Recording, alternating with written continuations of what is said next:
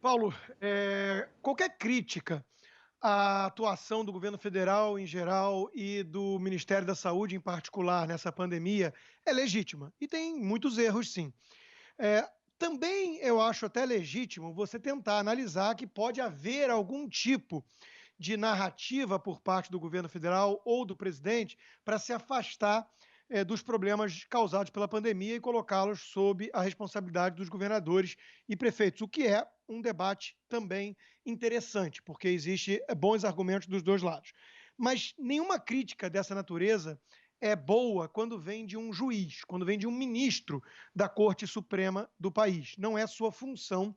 E eu já venho criticando essa postura dos ministros do Supremo há algum tempo. Essa politização excessiva, essa atuação como se fossem comentaristas políticos, ou pior, agitadores políticos, isso não é nem um pouco adequado. Então, o ministro Gilmar Mendes falou ali que é muito ruim, que é péssimo a atuação do governo nesse sentido e tudo mais, e é inaceitável. O que é ruim, péssimo e totalmente inaceitável é um ministro do Supremo agir dessa maneira. Aliás, vale só um parênteses: enquanto ele falava isso, a gente podia ver ali no monitor, no vídeo, o ex-ministro Mandetta era o único que concordava e concordava de forma enfática, veemente, né? O que diz muito também sobre a sua politização e atuação desde que saiu da pasta.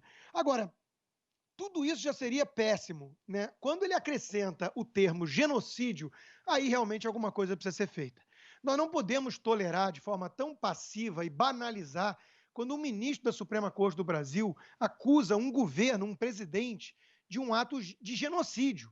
Isso é da maior gravidade e me preocupa muito a forma com a qual tanta gente tenta passar pano nisso. Por quê? Porque odeia o presidente.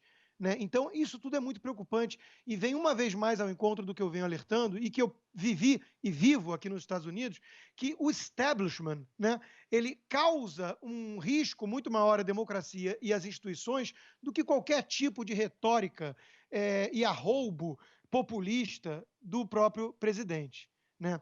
Então é muito preocupante o que estamos vendo. A nota subiu o tom, melhorou um pouco, vai ter uma representação ao PGR e mesmo assim isso parece muito pouco. Né?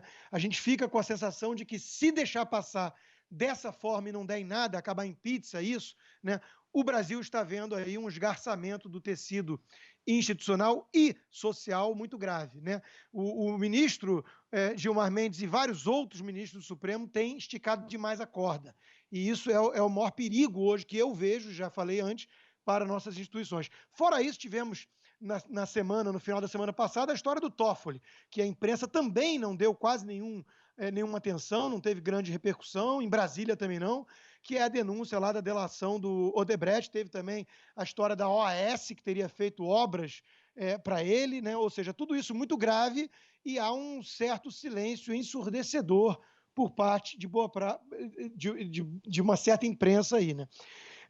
Veja, quando a gente chega nesse estágio de Estado policialesco e de um Supremo que é o maior fator de insegurança jurídica e política no país e que prende, inclusive, por meio de um inquérito ilegal, pessoas, jornalistas, né, por críticas, a gente tem até medo, né, de falar certas coisas. Então, eu prefiro fechar o meu comentário usando aquilo que outro ministro do Supremo falou sobre Gilmar Mendes, que aí eu acho que eu fico mais protegido. Né?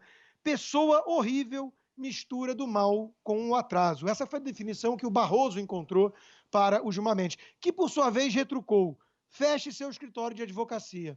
Então, nós estamos naquela situação, a gente pode concordar com quase todos eles, quando falam uns sobre os outros. Né? Esse Supremo Tribunal Federal que temos é mesmo uma vergonha nacional.